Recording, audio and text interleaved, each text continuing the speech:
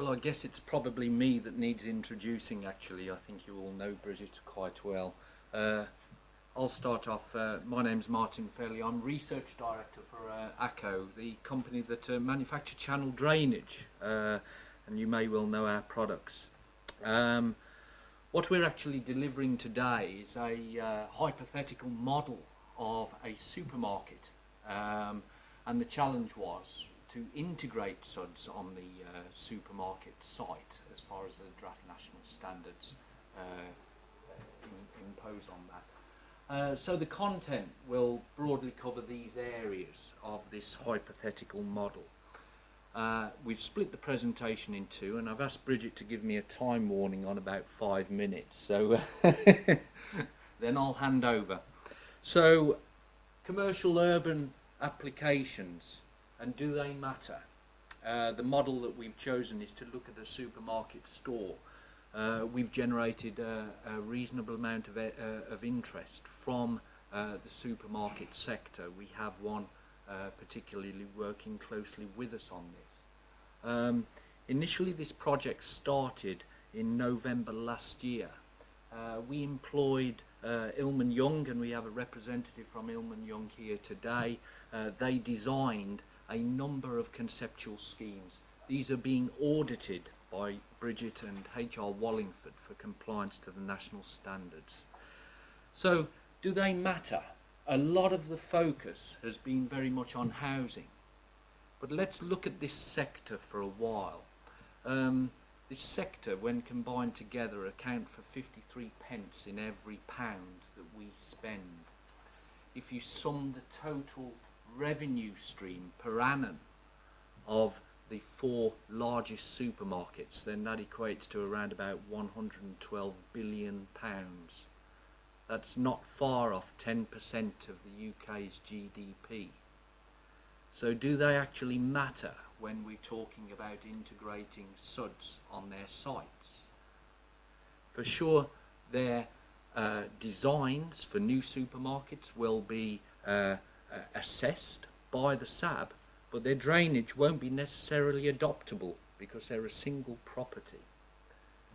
So we have a large number of them as well. Without a doubt, they're very important, and they influence us in more ways than we will know. So, going back to the original model, we posed a couple of challenging site characteristics to assess. But the principle was to capture the hearts and minds of these economic giants. Can we do SuDS without these? So we're testing this. We're assuming 0 infiltration. We're assuming a 1 in 60 crossfall. We're trying to manage a 1 in 100 year event on site. And we're asking the question of, well, how many car park spaces will we need to lose? And how affordable is this? Critical questions. And we've looked at multiple options, what I would term traditional or mainly vegetated SuDS components. We're looking at our own channel drainage products and using them as a conveyance mechanism to a vegetated SuD and then onto underground storage or attenuation. And perhaps most importantly, we're looking at what might be the opportunity for retrofit and partial or full disconnection of these rather substantial sites from the surface water drainage network. So there are a number of options being developed and assessed, and we're about a year into that programme. Hopefully we won't end up with this. So what we're actually testing is compliance to the draft national standards, what challenges there are for delivery. Was modelling the supermarket a challenge? Do we have the tools to do that? We have involved key stakeholder groups. We're very grateful for ASDA's involvement in this to date. And how might we align the objectives with corporate social responsibility statements? And is there some leverage? Indeed, at the moment, I'm thinking this might actually be a critical turning point for the whole SuDS movement. And of course, we have potential to expand this hypothetical model to different site constraints as well. I'll hand over to Bridget now on the finer part of the analysis. Hi, so this is I'm really interested in the sort of hydraulics, the technical criteria of the national standards, sort of the alternative, the complementary bit to SuDS presentation, and I suppose this is an image just thinking about the sort of greenfield characteristics that we're looking to try and represent in our development proposals in terms of hydraulic and water quality design. So this is the data that effectively characterises a greenfield catchment. A lot of evapotranspiration. You've got deep infiltration to groundwater, shallow infiltration to maintain your river-based flows, and crucially important, you've got clean runoff, assuming they're not covering their fields in pesticides. And it's the risks that a new development sites pose on this greenfield hydrology that it's crucial to try and manage. And I think working with the commercial sector, you realise that commercial objectives now are very much to be green. Their shareholders expect a green bottom line. They expect the company to be to have zero or minimal or reduced net impact on the environment, and therefore, really these supermarkets are interested in making sure they have no impact, irrespective of whether there is national regulation or not. So what do we need to try and represent these greenfield conditions, or design our system so that we're maximising a reflection of them? Well, we need to infiltrate where it's possible, and we need to make sure that we're protecting the infiltration rates that occurred pre-development. We need to deliver interception where we can, and that is a key criteria of greenfield catchments, that you actually don't get any runoff for a large, substantial number, probably up to 70% of your rainfall events during the year. That nothing comes off at all, and that means that if you can deliver that, then for all those small events, a lot of which happen during the summer months where there's very little dilution in the rivers, then really you're retaining all the pollution and urban contaminants on your site, and they're not finding their way into the river. We need to control our peak flows at relatively low return periods event, the 1 in 1 year, because that 1 in 1 year is what keeps our rivers morphology looking as it does and undamaged, and at the 100-year to protect flood risk. It's also crucial that we think about volume control. It's not just the peak flow delivery that raises flood risk in our receiving water body, but it's the actual volume of water that you discharge into the river that can crucially raise water levels in the receiving body. And then the water quality component, and what we're saying is for commercial sites where there are risks of spillages and hydrocarbons, reasonable hydrocarbon contents and metals, heavy metals, that you probably need at least 2 treatment components of some form to ensure that you've got a buffer between your source of hazard and your environmental receptor. So I think interception is something that's challenged many people, and it's those more than 50% of our rainfall events in the 0 to 5 millimetre category that we're trying to retain on site. How might we do that? Well, infiltration is an obvious solution, but we can't do that on this commercial site. We've ruled that out. Rainwater harvesting is another way in which if you design the rainwater harvesting system, you can design it to intercept at least 5 mil, providing the demand for rainwater is there. And actually, on this commercial site, the use of rainwater or the use of non-potable water is less than 10 metres cubed a day, so it's not really going to deliver anything for us on their green roof. We put a green roof on our supermarket. Permeable pavement potentially is an option to look at, and then vegetated systems. And another controversial thing at the moment out there, which we have suggested, is possibly if you put in vegetated systems, then a certain area of vegetated drainage component may deal with about 4 times the impermeable, 4 times impermeable area running onto it, and remove that, and you then get zero runoff from it. But that is sort of up in debate at the moment, or up for discussion.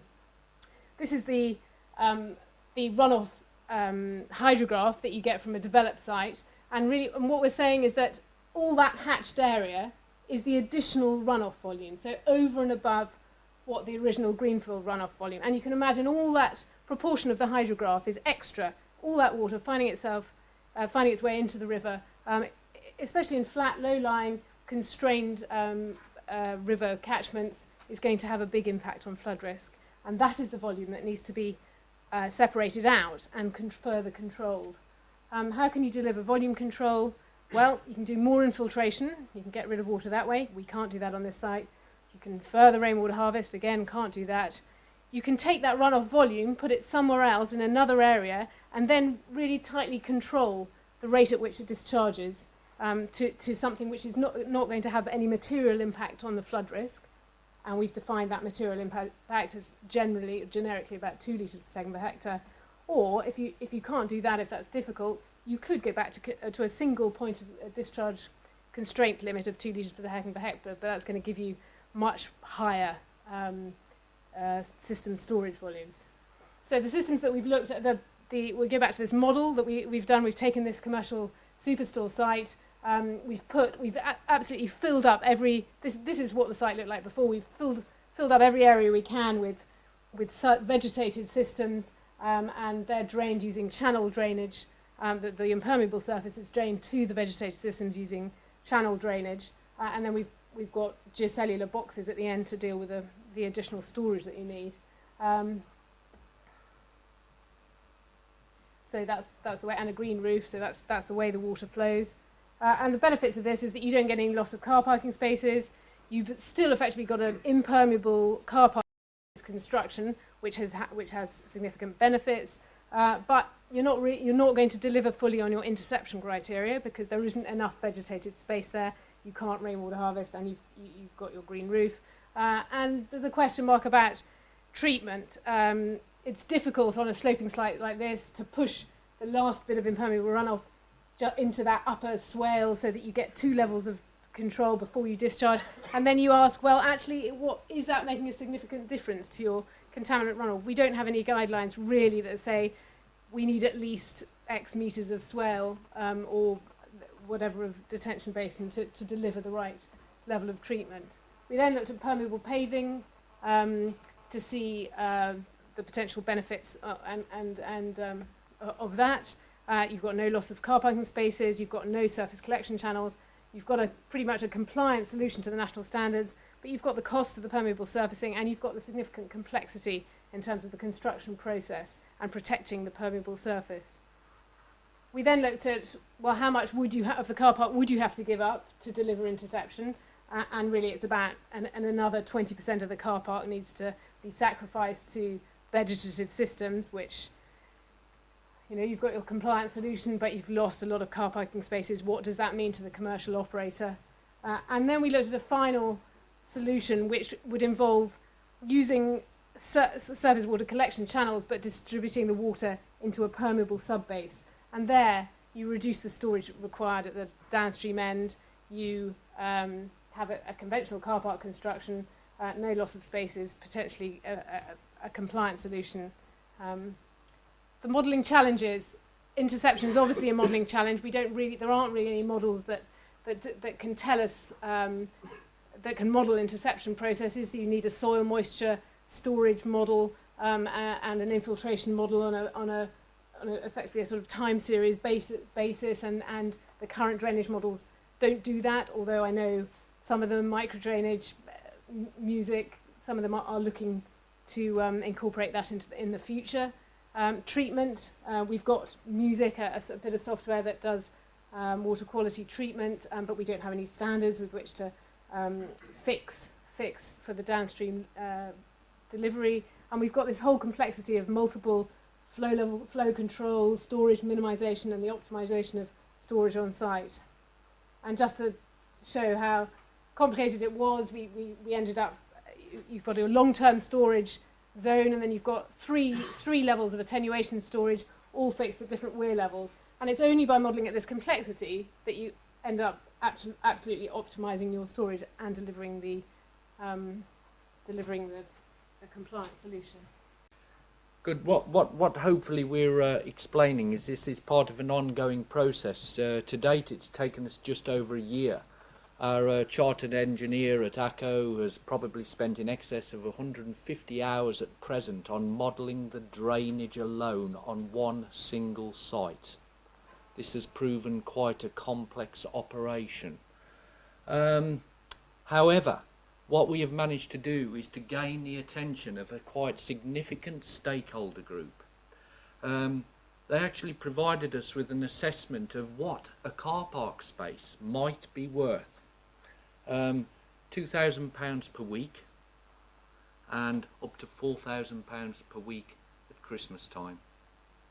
Now, given our nominal loss with a fully vegetated system on the site concerned, which is quite a large site, we're talking a revenue drop of some £13 million per annum. So we have to find different ways of getting around some of these potential objections that will come from commercial Britain when we roll this out, because by logical extension the supermarket extends to every other business type car park in the land. So we have a number of issues that we're addressing here, but a growing level of interest in the discussion, and this is aligning well, as I say, with corporate social responsibility requirements, because this stakeholder group at least is thinking in the long term about sustainability. As well as what we've learnt from this particular project, there's an appetite now to carry this further. We wish and we have a potential to look at proper characterisation of pollution runoff. We've already conducted one study with Cranfield University. I'm also a researcher with Cranfield University. And we've looked at one study, and there is little known about the character of runoff from a typical car park. Little known. Now, when we then impose 2 levels of treatment, we need some evidence on what we're actually trying to address. So the doors appear to be open for characterising pollutants, and then that allows software developments such as music and maybe what micro drainage are doing to further qualify how their programs and validate how their programs work. We're certainly exploring how much and how to value these spaces on commercial car park sites. Certainly we move on and we will find that hopefully we can secure yet more data and more input from this very key stakeholder group. And our hope is that we actually start to promote best practice on these sites, because we visit them, some of us, more than once a week. So they actually influence us socially in many ways as well. If best practice is carried out on such sites, then that will influence pretty well nationally how SuDS roll out.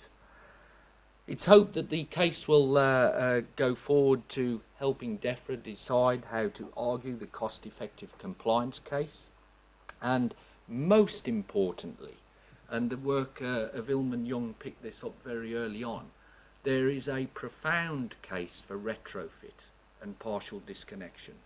Hopefully what won't happen is that we see yet another 9,000 supermarket sites expanding throughout the country, but where the potential is that we do something with those sites there.